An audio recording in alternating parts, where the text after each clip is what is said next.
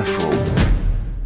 Et bonjour Amélia Mattar. Bonjour. Dans Question d'éducation, on parle des frères et sœurs aujourd'hui. Pourquoi les relations que l'on entretient avec sa fratrie sont-elles importantes quand on est enfant ou adulte d'ailleurs ? Eh bien, pour répondre à cette question, revenons un instant sur une relation entre sœurs qui a marqué des millions d'enfants, celle d'Elsa et Anna dans La Reine des Neiges. Oui. Un duo emblématique qui illustre bien ce mélange de complicité et de rivalité propre à la fratrie.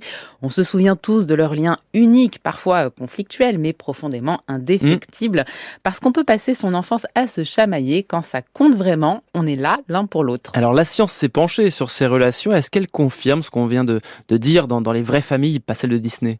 Eh bien oui, dans son livre Frères et sœurs, une histoire de complicité, de rivalité qui sort tout juste aux éditions Les Arènes, la psychologue Héloïse Junier rapporte un grand nombre d'études qui permettent de mieux cerner ces relations très particulière.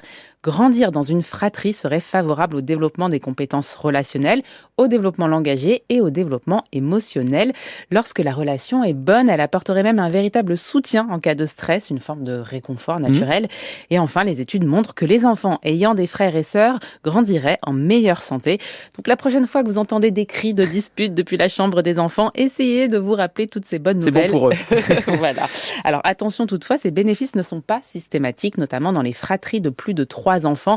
Il semblerait que dans les familles nombreuses, les ressources économiques, éducatives, affectives doivent être partagées entre un plus grand nombre d'enfants, ce qui réduit la part disponible pour chacun. Alors elles sont peut-être enrichissantes ces relations, mais elles sont aussi souvent conflictuelles, on va le dire. Comment les parents peuvent-ils gérer au mieux ces tensions ?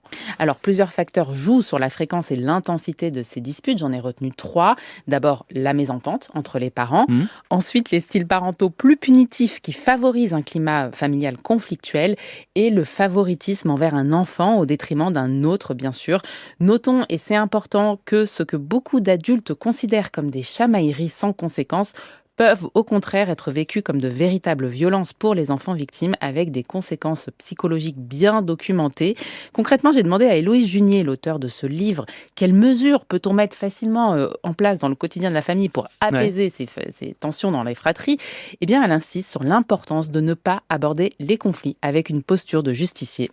Mais avec une position de médiateur. Et clairement, concrètement, il faudrait que nos enfants, quand ils se disputent, on trouve un compromis avec lequel ils sont d'accord tous les deux, mais surtout que les 2 enfants sortent du conflit avec la sensation d'avoir été traités avec équité, sans se sentir lésés. Oui, sans se sentir lésés, c'est en effet mieux pour tout le monde. Et puis, il y a ceux qui, parfois, aimeraient bien, peut-être, avoir un frère ou une sœur, Amélia, avec lequel se disputer un peu. Qu'est-ce qu'il en est des enfants uniques ? Bien, c'est une bonne question, car selon l'INSEE, 85% des adultes ont au moins un frère ou une sœur, ce qui laisse tout de même une part significative d'enfants uniques à considérer.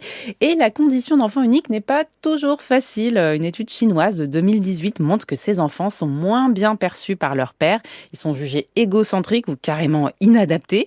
Pourtant, dans son livre, Héloïse Junier démonte ces idées reçues. Contrairement aux clichés, ils ne seraient ni moins sociables ni plus gâtés. Visiblement, il n'existe pas de différence significative entre les enfants ayant grandi avec ou sans frères et sœurs concernant les traits de personnalité comme l'extraversion, la générosité ou la coopération. Rappelons que ces études ne sont en aucun cas, évidemment, des vérités absolues. Bien sûr. Les relations fraternelles sont complexes, influencées par de multiples variables sociales, économiques, culturelles ou développementales.